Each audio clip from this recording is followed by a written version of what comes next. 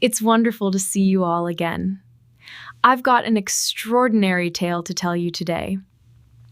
3 weeks ago, my daughter-in-law asked me to take my grandson to the park. It was 38 degrees outside and Owen was 3 years old. She asked me in my own kitchen, in the house Harold, and I bought in 1989. In the house my name is still on the deed of, on a morning, I had already polished the countertop she was arranging her charcuterie board on. Caitlin had invited 6 of her work friends to a dinner party she had planned for 4 days. I had never met a single one of them. She stood at my counter holding a sprig of rosemary and her phone, and she said, "Mom, could you maybe take Owen to the park and grab dinner somewhere after?" I was holding the dish towel Harold's sister gave me when we moved in. Little red roosters embroidered along the hem. I said, "Of course, Caitlin, we'll have fun." What she did not know was that I had been preparing for that moment for 7 months.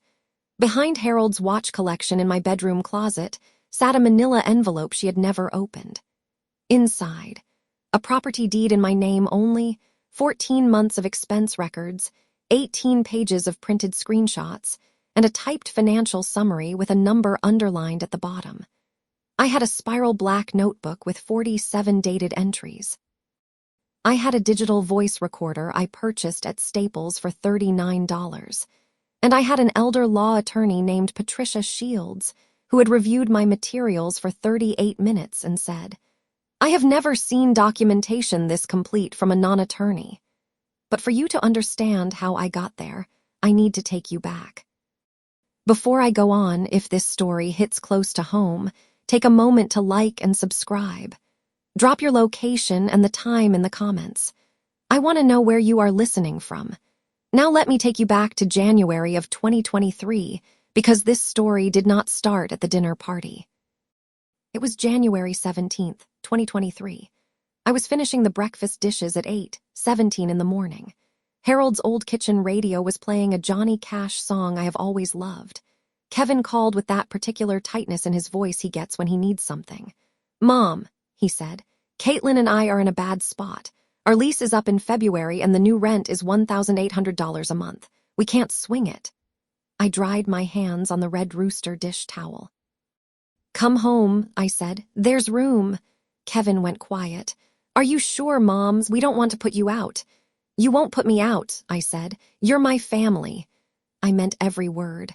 I want you to know that. I meant it without reservation. I want to be fair here, because fairness matters even when it is hard. The first 6 weeks were genuinely good. Caitlin helped with dishes without being asked. Kevin mowed the back lawn on Saturday mornings, while Owen toddled behind him in rubber boots 2 sizes too big.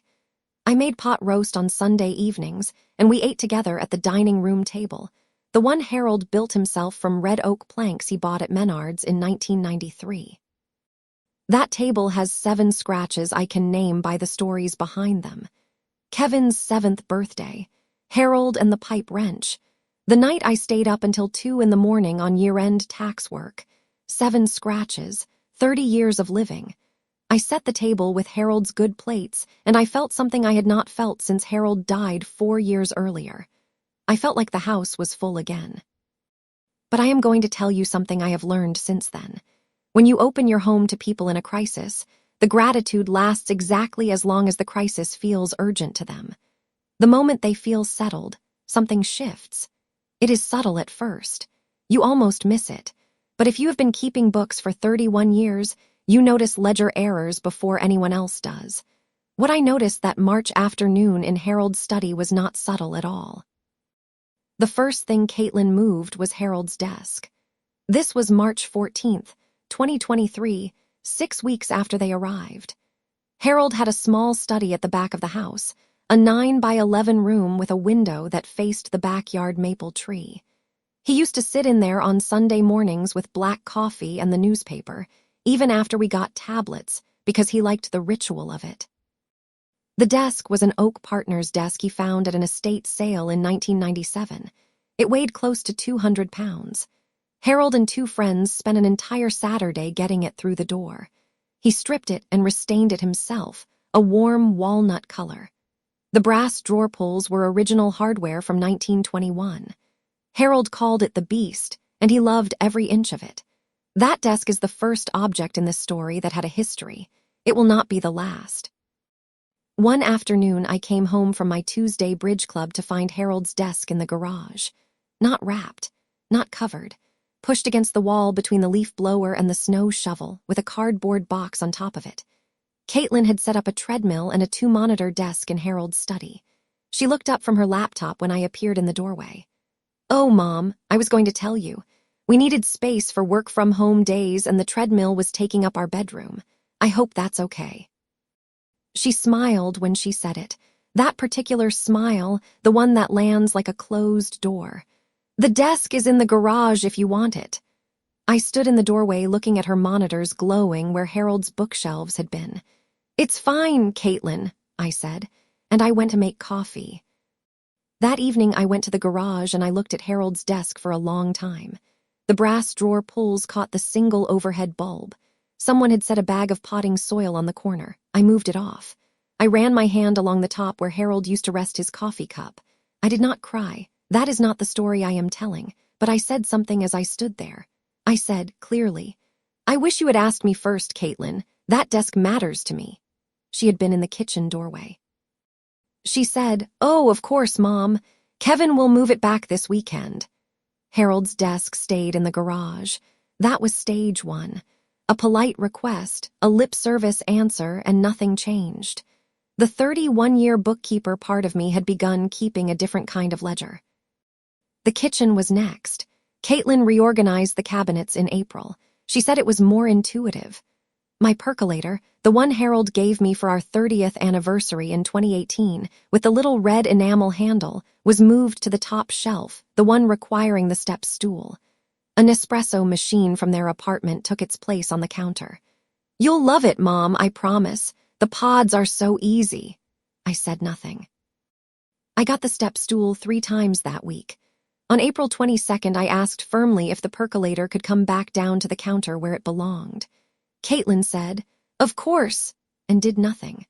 On the 4th day, I went to Staples and I bought a small digital voice recorder, $39. I brought it home and set it in Harold's coat pocket, the big camel-wool overcoat hanging in the hall closet. I did not tell anyone. I just thought, if I am going to keep books, I should keep them properly. I had no idea what those books were going to contain. What the next entry, written 3 months later, would make Harold's desk look like the smallest line item on the page. By June of 2023, I had 6 weeks of entries in the spiral black notebook I bought at Dollar General. I had labeled the tab with red tape, "House Records." Every evening before bed, I wrote the date, the incident, and any dollar figures I could verify. June 3rd, Caitlin ordered a grocery delivery for her Saturday dinner party. Total, $187, offered nothing toward the household grocery budget. June 9th, Kevin's week, 4 breakfasts, 7 dinners. My estimate for their share, $94. Amount received, 0. June 17th, utility bill arrived. I paid it, $162. Kevin said he would catch me next month. That was the 3rd month he had used that exact phrase. I was not counting to punish anyone. I was counting because the numbers on the page did not match the story we were supposedly living together. I want to pause here because I need you to understand something. I was not keeping this ledger out of anger. I was keeping it out of a feeling I recognized from 31 years at the grain elevator, the feeling you get when the columns do not balance. In 31 years, I caught 3 major accounting errors and 1 embezzlement. I caught them all the same way, not by looking for wrongdoing, by noticing where the numbers did not correspond to reality. The ledger was my way of checking whether I was wrong. I told myself I was probably wrong. I hoped I was wrong. But the bookkeeper in me would not stop counting. And one Sunday afternoon in late July, I decided I was done being the only one who stayed quiet. Now I need to pause. If you have ever kept silent in your own home just to keep the peace, if you have ever swallowed a word that deserved to be spoken, comment, still keeping count below. And if you think Ruth is about to put these books to use, type ledger in the comments. Keep going. Because what happened in August of 2023 was not something I was prepared for. even though I had been preparing for it for weeks. It was a Sunday afternoon in late July. Caitlin had organized a backyard cookout with 4 of her work friends. I had not been asked. I found out when I came home from church at noon and found a cooler on my patio and strangers in my garden. I waited until her guests had gone. Then I knocked on the study door. "Caitlin," I said, "I need to say something. This is still my home. I would like to be included in decisions about who comes here and when. If things continue the way they have been, I am going to have to reconsider whether this arrangement makes sense for anyone." She removed her reading glasses. "Ruth, of course, I am so sorry. I didn't think about how that looked. I will be more careful." She sounded completely sincere. Within 1 week, she had done it again. It was a Thursday afternoon in August. Hot and still the way Iowa gets in late summer. I was in the living room with Owen, reading him his Blue Bear book for what I estimated was the 47th time, when I heard Caitlin on the phone in the kitchen. She had not heard me come in from the backyard. Her voice carried through the doorway, that particular bright, performing tone she used with her friends. "No, I know," she was saying. "It's not ideal, but the house is paid for, so we're literally living here for free. She cooks, she watches Owen, it's kind of perfect." A pause, a laugh. "She's not going to say anything, she's a people pleaser, always has been." Owen looked up from his Blue Bear book. "Grandma, turn page," he said. I turned the page. I read the next 3 pages in my normal voice, and I did not let Owen see a single thing on my face. But inside, something had gone very quiet and very clear. Not angry, not sad, clear. The way a room looks when someone finally opens a window in the middle of a storm. She had not just rearranged my kitchen and moved Harold's desk. She had built a theory about who I was, a theory she ran her life by. I had made a polite request, set a firm boundary, and delivered a consequence warning. She had answered each one with promises and then done exactly as she pleased. I had reached stage 4.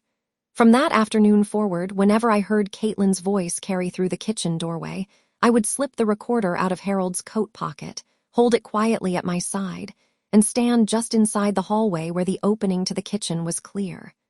I did not leave it in the coat. I held it. I was a bookkeeper. I understood that evidence is only as good as its method. What I captured 3 weeks later, even I was not ready for it. September 2023. I had been running the recorder for 3 weeks when Vera Hutchins came for coffee on a Friday morning. Vera lives in the yellow house directly across the street. We have been neighbors for 30 years. She spent 2 decades as a paralegal before she and her husband Raymond retired to Cedar Falls from Des Moines. She has a face that does not alarm easily. I poured the coffee, slid the recorder across the table, and pressed play.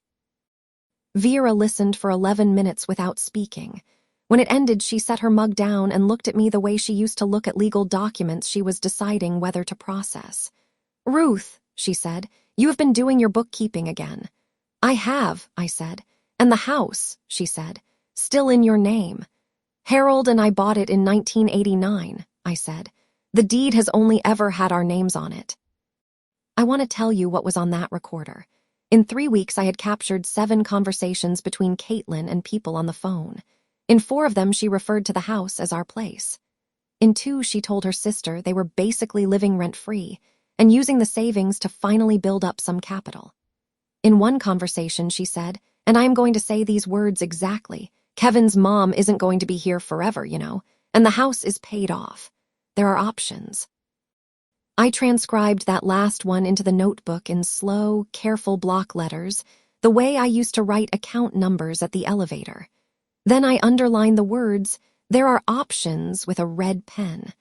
I put the notebook back in Harold's coat. Then I called Vera and said, "Would you mind coming with me to see Patricia Shields?" Attorney Patricia Shields operates out of a 2nd-floor office on Elm Street in Cedar Falls. She has a framed needlepoint on the wall that says, "Clarity is kindness." She is 51 years old and has been practicing elder law for 22 years. She did not dismiss me. She listened to the recordings, read the transcribed pages, examined the deed, and reviewed my house records notebook for 38 minutes without interruption. When she looked up, she said, "Mrs. Calloway, you have been keeping an extremely thorough record." I was a bookkeeper, I told her. I can tell, she said. In 22 years, I have never seen documentation this complete from a non-attorney. She leaned forward. Here is what the law says. The house is yours outright, fee simple, no co-borrowers. They have no legal claim. There is no rental agreement and no money has changed hands, so they are guests. Guests at your discretion. You can ask them to leave at any time. I thanked her. I asked if she could be available for a phone call in roughly 30 days if I needed her. She said yes. She also told me something I want you to hear, that the recordings, captured on a handheld consumer recorder in a private home, would not hold up in a court of law. But Ruth, she said, you are not going to court. You are going to your kitchen table. And at a kitchen table, the only thing a recording needs to do is make the person who said those words hear themselves say them. I went home that evening and moved the notebook to the lining of my winter boots in the bedroom closet, just in case anyone went looking. There was still one item missing from the envelope, something I had seen but not yet documented, and I was about to find it on Instagram. October and November of 2023 were the months I became truly invisible. I want to be precise about what I mean. Invisible did not mean defeated. It meant I had made a decision. I stopped pushing back on small things. I stopped offering opinions no one wanted. I stopped reminding anyone that the house they were treating as their own still belonged to me. Because here is what I have learned. When you become invisible to people who believe you are powerless, they stop being careful. They say things they would never say if they remembered you were standing in the room. They plan in front of you. They make phone calls with the kitchen door open. They use Harold's oak table like it has no memory. But furniture does not take notes. I was not furniture. In October, I began photographing things with the old Android phone Kevin had given me when he upgraded 2 years earlier. I photographed Caitlin's social media posts when she tagged the house as her location. I took screenshots of 3 posts on her Instagram where she described our cozy Iowa home to her 1,400 followers, with photographs of my living room decorated with her plants and her throw pillows. The ones she had placed over the quilt my mother made in 1974, which Caitlin had folded and stored in the hall closet without asking. My mother's quilt. She made it from old work shirts and dress scraps, 42 pieces of cloth sewn by hand during a winter when we were very poor, and she was very determined. Caitlin had put it away to make room for a rust-colored cable knit throw she bought at HomeGoods for $38. I printed the Instagram screenshots at the library, 14 pages, 18 cents per page. I added them to the manila envelope with the deed copies, the utility receipts from 11 months, and a typed expense summary. Down payment on this house in 1989, $15,200. Mortgage paid in full June 2007. Property taxes, 34 consecutive years, never once late. Monthly grocery contribution February through December 2023, $3,520 based on actual receipts. Utilities, $1,815. Subtotal direct expenses, $5,335. Unpaid childcare for Owen, 5 days per week, at the Cedar Falls daycare rate of $285 per week, $15,675. I ran those numbers 3 times. Then I wrote the total at the bottom in my careful block letters, and I underlined it twice. $21,010. That was what Ruth Ellen Calloway had quietly contributed to the comfort of people who called her basically free. I sealed the envelope and put it behind Harold's watch collection on the top shelf of my bedroom closet, the shelf they had never opened, because they had no reason to go looking in an old woman's bedroom. And I waited, because something was coming. I could feel it the way a bookkeeper feels a discrepancy before she can name it, a pressure in the columns, a weight that has not yet resolved itself into an error but will. What came on Saturday, November the 16th, 2024, removed any remaining doubt about what I had to do next. Saturday, November 16th, 2024. Caitlin asked me that morning to take Owen to the park. It was 38 degrees. I was not going to take a 3-year-old to a park in November. Owen and I went to McDonald's instead. He had apple slices and a small chocolate milk, and he arranged the apple slices into a careful pattern on the tray, the way he always does when he is content. I had a coffee, and I sat across from him, and I thought, this little boy is the reason I stayed as long as I did. He is the reason I held my tongue for 22 months. He is also the reason I had to leave, because I refused to raise my grandson believing that the woman who owned the house was the woman who had to ask permission to sleep in it. Owen looked up at me with apple juice on his chin. "Grandma, you okay?" "I am perfect," I told him, and I meant it because I had made my decision. I had called Vera at 7:50 that morning, before Caitlin even asked me to take Owen out. I had said, "Tonight, after Owen falls asleep, I need to come over." Vera said, "I will leave the porch light on." When Owen and I came home that evening, the dinner party was still in full swing. I could hear laughter and the pop of a wine bottle from the driveway. I carried Owen past the kitchen door. Caitlin waved at me in the absent way people wave at things they are not really looking at. I put Owen to bed and read him 3 pages of his blue bear book. He was asleep before the 3rd page ended. I kissed his forehead and went to the hall closet. I held the sleeve of Harold's camel-wool overcoat for just a moment. Then I took the manila envelope and walked across the street.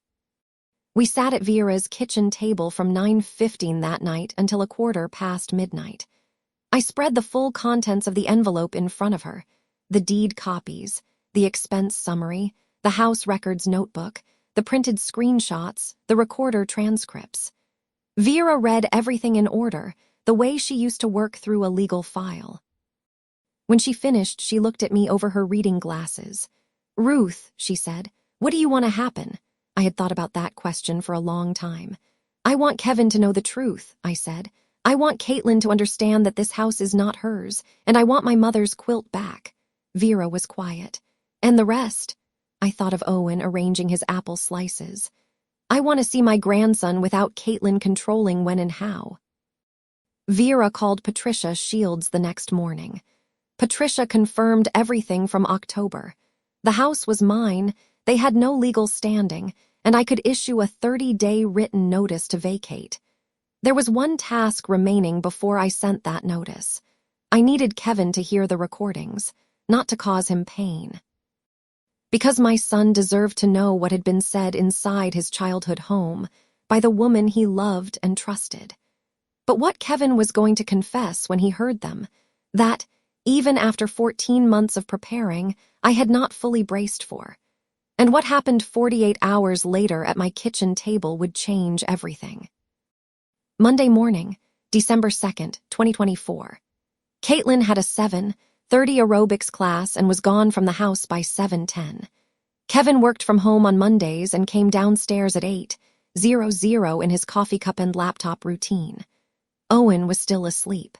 I had set the table with 2 cups of percolator coffee, the real kind, brewed before Caitlin's Nespresso machine even powered up, and placed the recorder and the notebook in front of Kevin's chair. When he came in and saw the setup, he got the expression I knew from when he was a boy, the expression of someone who senses the ground shifting and is hoping hard that it is not as bad as it feels. "Mom," he said, not sitting. "Sit down, Kevin," I said. He sat. I played him 4 recordings. I made no commentary. I let Caitlin's voice do the speaking, her own words. "Kevin's mom isn't going to be here forever, you know, and the house is paid off. There are options." Kevin's face went through several things in quick succession. Disbelief first. Then the look I recognized, a man resorting 22 months of small moments into a new order, asking himself what he had missed. He put his hand flat on Harold's oak table. He was quiet for a full minute. Then, "How long have you been recording?" "Since September of 2023, I said. "And the notebook?" "Since June of 2023. He looked at the notebook the way you look at something that has been in plain sight for a long time, that you somehow never noticed for what it was. "Mom," he said quietly, "she loves you. She just, Kevin." I said it steadily enough to stop him. "This is not about love. This is about a 3-year-old boy growing up watching his grandmother treated like furniture that cooks and does laundry. And it is about a house that has my name on the deed, and a conversation where your wife said there are options about what to do with it. Kevin put his head in his hands. He was quiet for nearly a full minute. Then he said, I heard her say that, the not going to be here forever comment. I was in the hallway. I told myself she meant it differently than it sounded. He raised his head. His eyes were red at the edges. I told myself that because it was easier. I am not asking you to choose between your wife and your mother, I said. I am asking you to be honest with me about what you knew. I slid the 30-day notice across the table with Patricia Shields' card on top. You have 30 days. I have already looked at 3 apartment listings in Cedar Falls, all under $1,400 a month, all good neighborhoods for Owen. Patricia handles any legal paperwork involved.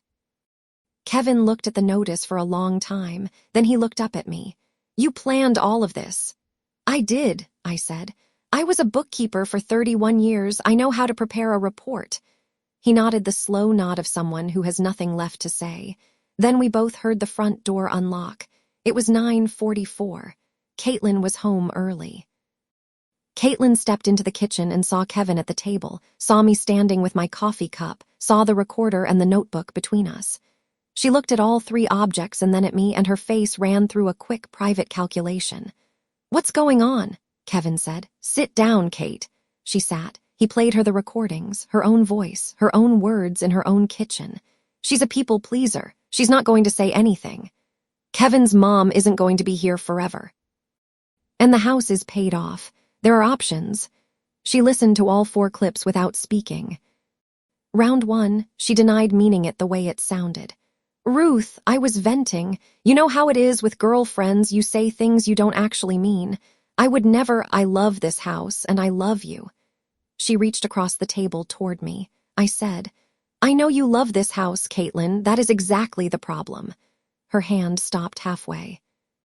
Round 2, she tried the legal angle. She looked at Kevin. We have been here almost 2 years. We have contributed. We have bought groceries. I slid the notebook across the table, open to the expense log. The last time Kevin contributed to groceries was February 2024, I said. He gave me $40. The actual cost that month was $318. I have the receipts stapled to the page. Caitlin stared at the entry. You have been documenting everything. Since June of 2023, I said. At the grain elevator where I worked for 31 years, we had a saying, if it isn't in the ledger, it didn't happen. If it is in the ledger, you cannot pretend otherwise. Round 3 was the hardest to sit through. She looked at Kevin and said, She never told me she felt this way. She never said a word. Kevin looked at me. I said quietly, I told you on April 14th, 2023, when Harold's desk was moved to the garage that the desk mattered to me and I wished you had asked. You said Kevin would move it back that weekend. Harold's desk stayed in the garage for 19 months. I kept the date. Caitlin's jaw tightened. So this whole time you were building a case against me. I was keeping a record, I said. Because when I heard you say there are options about my home, I understood that I needed documentation. Round 4 came from an unexpected direction. Kevin said very quietly, Kate, stop. She turned to him. He looked at the table. Mom is right, he said. I heard that recording. I was in the hallway when you said it. I kept walking. I told myself I had misunderstood. Caitlin stared at him. The silence was the specific kind that follows a door shutting too hard. She sat very still. Then the performance left her. Completely. It did not diminish. It simply departed, the way color leaves a room when the light goes. She pressed her hands flat on the table. I grew up in a house where there was never enough, she said. Her voice was quieter than I had ever heard it. My mother worked evenings and my stepfather made sure we always knew the house was his. That feeling of being in someone else's space, I could not live with it again. She stopped. She looked at Harold's table, the scratches, the decades of it, and when she spoke again the words came out slowly, like something being carefully released. So when we came here, I thought with the mortgage paid off, no expenses, I thought that maybe eventually the house would just kind of become ours. Naturally, over time. She heard herself. She stopped. She did not look at me. Kevin looked at her very slowly. I waited. Neither of us spoke. The sentence did not need finishing. The words "there are options" had just explained themselves, not as venting, not as hypothetical, but as a plan spoken out loud in front of the two people it had been made against. That was round 5. The self-incrimination that required no interpretation from anyone in the room. Caitlin's eyes were wet. "I am aware of exactly what that makes me," she said. "I know it doesn't make it right." I looked at her for a full moment. A woman of 33, doing approximately what someone had done to her when she had no power. I understood it. Understanding it did not change what I had to do. But I felt the understanding sitting in my chest like a complicated, necessary truth. "No," I said. "It does not make it right, but thank you for saying it." What I did before dawn the next morning, that neither of them had prepared for. I had packed the night before, not in anger, in order. Harold's oak table stays, it belongs to the house, but I packed what was mine and only mine. Harold's camel-wool overcoat from the hall closet. My percolator, which had been on the top shelf since April 2023, I brought it down and set it in the box labeled kitchen. My mother's quilt, retrieved from the hall storage closet where Caitlin had placed it behind the extra towels. I shook it open in the hallway and held it for a moment, 42 pieces of cloth, a winter's worth of my mother's hands, before folding it properly and laying it on top of the box. Harold's framed photograph from the bedroom dresser, the one taken at our 25th anniversary dinner at the Italian place on 5th Street. Harold in the tie he hated but wore because I loved it. The small blue ceramic bowl from the kitchen windowsill that Kevin made in 4th grade art class. He had forgotten it was there. I had not. By 7:30 in the morning, 3 boxes and 2 bags were loaded into my car. I went back inside one last time and walked through each room slowly. The living room, the kitchen, Harold's study, where Caitlin's monitors glowed on standby, the hallway, the bedroom. I stopped at the dining room and ran my hand along the top of Harold's oak table, the one built from red oak planks bought at Menard's in 1993. 7 scratches. I knew every one of them. "This house remembers who it belongs to," I said out loud, to no one. Then I placed the 30-day notice on the kitchen counter with Patricia Shields' card face up. Below it, I wrote a note in my clearest bookkeeper handwriting. "Kevin and Caitlin, legal notice and contact are on this counter. I have moved to Vera's. I love you both. The house will be available to show in 30 days. Ruth." I left the key on the entry table. I did not lock the door because it was my door and I intended to come back to it. I drove across the street to Vera's, parked, and sat in the car for a moment. It was 7:48 in the morning.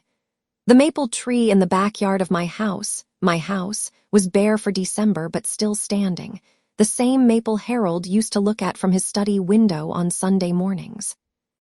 I watched it for a full minute. Then I got out and carried my boxes inside, where Vera had coffee ready and a spare bedroom with clean sheets and a window that faces east. I set my percolator on her counter and looked at the clock.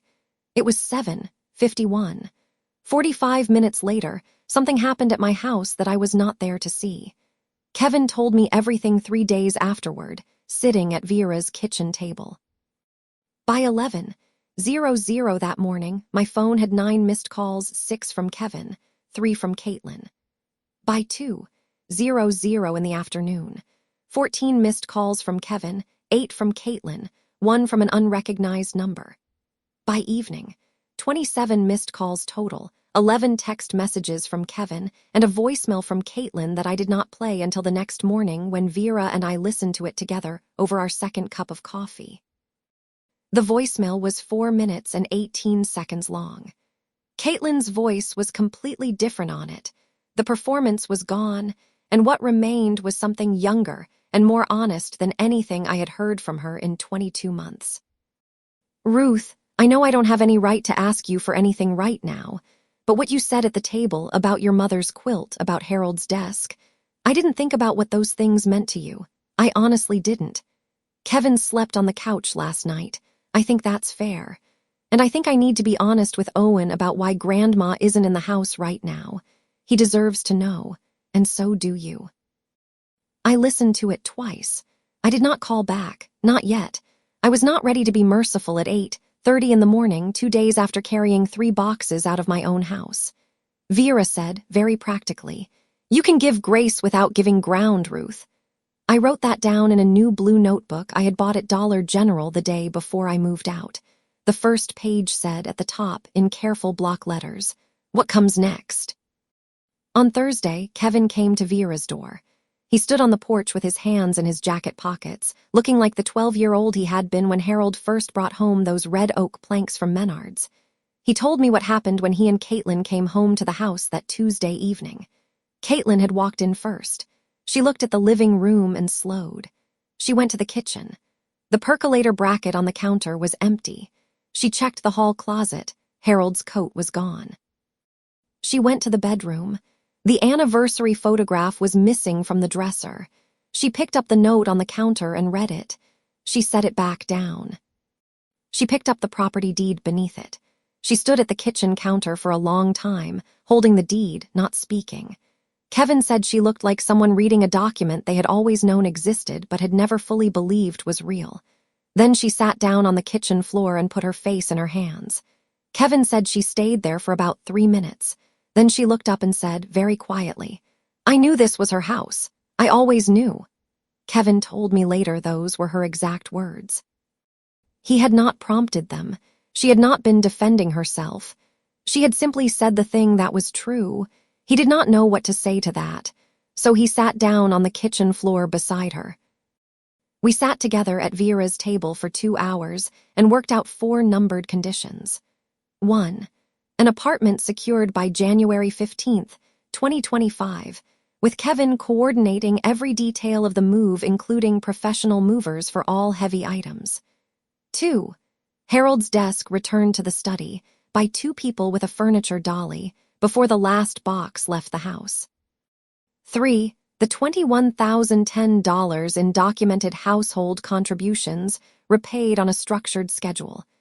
Caitlin had told her sister she had been using the savings from living here free to finally build up some capital. That capital would now cover the repayment. Patricia helped us calculate it. $584 a month for 36 months, 0 interest, beginning February 1st. 4. Once a month on a Sunday, Kevin and Caitlin and Owen would come to the house for dinner. If Caitlin chose to work toward something better, the door would remain open. All 4 conditions were mine. Kevin looked at the list. "Okay, Mom," he said. He did not negotiate a single one. February 1st, 2025. Moving day. Kevin rented a truck. He and a friend from work spent 3 hours loading Caitlin's treadmill, both monitors, the Nespresso machine, furniture, and boxes. I was not there for the loading. I came back at 2:00 in the afternoon when the truck was gone and Kevin had left my key on the entry table where I had placed it 6 weeks earlier. I parked in my own driveway and sat in the car for a moment. The maple tree was still bare. February in Iowa. But the sky was that particular clear white gold color it gets in late winter when the days start to stretch again, like the year remembering it still has something to offer. I sat at the front door for a moment before I put the key in. I want to tell you that because it mattered. I had not been inside this house for 6 weeks, the longest I had been away in 36 years. Not for any vacation, not for any illness, not for any reason at all. 36 years of mornings in that kitchen. Winters at that window, Sundays at Harold's table. I put the key in the lock. I turned it. I pushed the door open and I stood in the threshold and I breathed in what the house smelled like. Cedar from Harold's closet. Something old and warm and specific that I cannot name but have never once mistaken for anything else. Home. I stood there for a full 10 seconds. Then I exhaled, and I went in. I went inside. Kevin had mopped the floors before he left. The kitchen counter was clean. My percolator was back in its spot, plugged in and ready. There was a note on Harold's dining table in Kevin's handwriting, on the same notepaper I use for grocery lists. Mom, Harold's desk is back in the study. Took us an hour and a half and I broke a real sweat, which felt right. I love you. Come for dinner on Sunday. I went to the study. Harold's beast was back exactly where it had always been, facing the window that looks out to the maple tree. Someone had polished the brass drawer pulls. I ran my hand along the warm walnut surface, and I felt something settle in my chest that had been unsettled for nearly 2 years. I went to the hall closet. I hung Harold's camel-wool overcoat back on its hanger and held the sleeve for a moment. It smelled like cedar and something older, something specific to Harold that I cannot name but have never forgotten. I put it back. Then I brought my mother's quilt from the box I had kept at Vera's and carried it to the living room. I spread it over the back of the couch exactly where it had sat since 1997, 42 pieces of cloth, a winter of my mother's hands, each square as bright as a good memory. I smoothed it flat and stepped back and looked at the room with the quilt where it belonged. The house looked like itself again. Sunday dinner was in 8 days. I stood at the window with my percolator coffee, looked at the maple tree, and thought about what I was going to cook. And I thought about whether Caitlin would come, and whether, if she came, she would bring anything. If you are still with me, hit subscribe now, because this last part is the part I most want you to hear. Sunday, February 9th, 2025. I cooked pot roast, the same pot roast I have been making since Kevin was in middle school. Potatoes, carrots, rosemary from the window box on the kitchen sill. Owen arrived first, running ahead of Kevin and Caitlin down the front walk in those rubber boots 2 sizes too big, exactly as he had always done. He came through the door calling Grandma, Grandma house. I crouched down and held him for a long time. He smelled like baby shampoo and cold outdoor air. Yes, I said, Grandma's house. Caitlin came in last. She was wearing less makeup than I had seen on her in 2 years, and she was carrying a casserole dish, my casserole dish, which she had apparently kept among her boxes and brought back. She held it out to me with both hands. I made the corn pudding, she said. Kevin told me you made it every Thanksgiving when he was growing up. I found your recipe card in the kitchen drawer. I hope that is okay. I took the dish. In 22 months of living in my home, Caitlin Morse Calloway had never once cooked me anything. The corn pudding was a little too sweet. She had added an extra 1/4 cup of sugar. I could tell immediately, but I ate every bite and told her it was good. Because the act of making it had cost her something real, and that cost mattered more to me than the sugar. We sat at Harold's oak table, all 4 of us, Owen between Kevin and me, eating pot roast and slightly too sweet corn pudding and bread I had baked fresh that morning. The table had its 7 scratches, and Harold's photograph was back on the sideboard, and my mother's quilt was on the couch in the next room. Caitlin did not pretend the meal was entirely comfortable. She was quiet for stretches of it, careful with her words, which was its own kind of apology. Kevin talked a little too much the way people do when they are nervous and trying to fill a room with something easier than silence. Owen ate 3 dinner rolls and fell asleep in my lap before dessert was served. I sat with his sleeping weight against my chest and I thought, this is the thing that was worth protecting. People ask me sometimes if I regret waiting as long as I did. Here is what I tell them. I waited because I am a bookkeeper. I do not act on a feeling or a hunch. I act when the numbers are complete and I am certain of my addition. The moment I was certain was the moment I heard Caitlin say she's a people pleaser. She's not going to say anything. That was when I understood she had confused patience with powerlessness. She had made the oldest mistake there is. She had underestimated a quiet woman who knows how to keep a ledger. If you have ever kept silent in a place that belonged to you, if you have ever swallowed your own name to keep the peace in a room you built, know this. Silence is not surrender. It can be strategy. It can be the thing that lets you see clearly, gather what you need, and choose your moment. But the moment has to come. Your name is on the deed of your own life, and the ledger does not lie.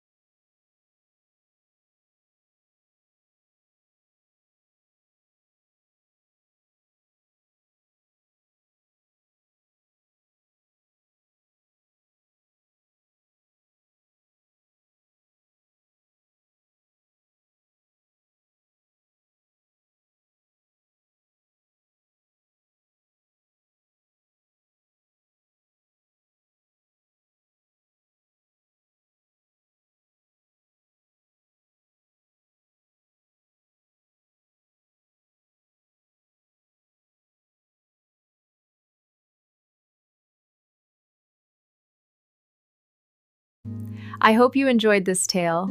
Please subscribe to support the channel. Goodbye for now.